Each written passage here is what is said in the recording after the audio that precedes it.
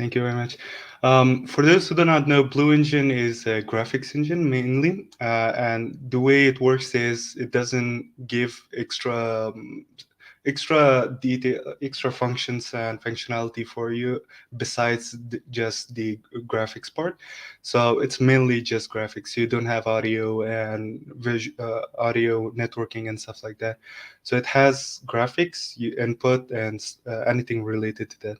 But there are utility crates since last year, so the extra functionalities that are needed are added to the utilities crates, so that could make an entry to the games. And we also have this month's very special addition that could actually make it useful for a video game, especially 2D. I think that's the main that can be done right now. Um, because this month we have physics. I've been working on physics since a couple of months, and this month it's now usable. We're using Rapier physics right now, so I'm implementing Rapier 3D. And aside from Rapier or normal physics, I'm also planning on adding raycasters and anything related to the 3D, which also aids on the editor development because we also have an editor for those who do not know. And I can like show you a demo of Rapier working, and this it would look something like this. We have our normal physics, we have bouncing collisions and everything added to the engine with just normal objects. And for those who might wonder how the difficulty of using Rapier would be, it's just as simple as it can be. Most of the boilerplates are hidden behind, but it's also like exposed, so you can do it yourself or make additions or configuration as you like. So it's not holding your hand too much, but it's also not restraining you. So the way it works, for example, on the example we have a normal floor for the engine, which is a cube, and just simply you just add a collider for it, and that's it for the rapier. For the balls, it's the same thing, just adding collider and rigid body for them so that gravity works. There's two balls here, but yeah, that's about it. You add the physics plugin, and you can just update the physics or however additional details that you have here. I am working on the ray tracing or ray casting side of it, so I'm not gonna explain this side of code because most of it are not really gonna be used right now because it's very experimental. But aside for that, this has been the physics is the main updates that has been done this month, and also I've been working on the models, model loading, and uh, I can't really show any graphics for it, but I'm really planning to get a full render of Ferris 3D model. This model, for those who don't know, it was posted on Rust Gamedev's art channel, and it was basically a way to render for Rust models or examples in 3D engines. So it has Blender files, and you can also 3D print or anything you want for it. It is really cool. You should check it out. It's by Raymark, and yeah, I'm planning to make it work on the Blue Engine. But if it does work, we'll be posting updates on it. And yeah, model loading and physics was the main things that are happening was happening this month, last month, and is going on still in this month. But yeah, that's all the updates I have from Blue Engine for now. For those who want more updates and like questions or more.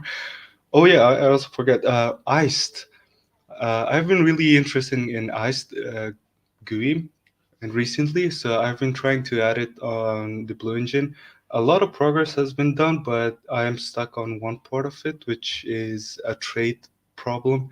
It needs a specific traits, which I was really confused on. So if anyone have done or implemented Iced on their engine or have used to add it on like their own pipelines, I would really appreciate if you DM or contact me because I've been really stuck on it for weeks. The rest is working. I've updated both ICE side and my side to the latest WGPU versions. So I don't think it's a problem of versions. I'm really confused on it. But yeah, that's those are the three things: ICE, model loading, and physics for this month on the updates.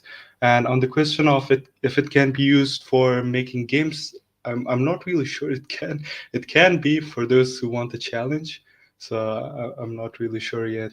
It can be used, but it'll be a lot of work to make it work, like make a game with it, especially right now, given that a lot of things are experimental. But yeah, that's about it from me. All right, super cool. And so, I think a few things that I want to mention here. So, having sort of written a game engine slash framework that was designed to just do Pong and then have it be used for a game jam at Rust Nation, what I found was like the day before, we're like, oh my gosh, there's so much wrong with this. It's like terrible. You don't have anything implemented, all this kind of stuff. But then the stuff that people made was amazing. It blew my mind. And so I think what I learned from that is like put enough together and then give people a help when they get stuck. But then what actually happens is that like one person actually went in and contributed the ability to render fonts into like the into the screen. And so for us, we're like, oh my gosh, yeah, we didn't know how to do that. So that's awesome that you're able to put that together. And so, I mean, if someone wants to give it a go, like kind of it's like dog food it, see what happens, give them the ability to come back and chat with you about what worked, what didn't work. But and so that's one side, and then the other side I think is that games come in a lot of different forms, and if someone's able to just like make a toy, make something that you press a button and it moves around and does some physics and kind of sees what's ergonomic, what's not, I think that's super valid as well. And so yeah, I think it'd be Right? awesome to see some Blue Engine stuff. Oh yeah, absolutely. I'm really excited, but if anyone wants a challenge, I'm on the Discord. Come on anytime. I'll be available to assist you on any part that you would need. But yeah, thank you very much for the speaking this month.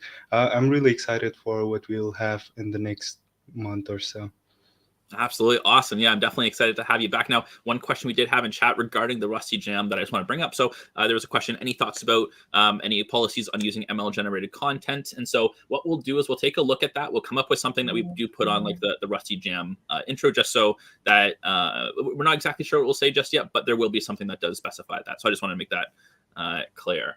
So yes, anyways, Elham, thank you so much for showing stuff off and hope to see you in a future month. Just as well. See ya.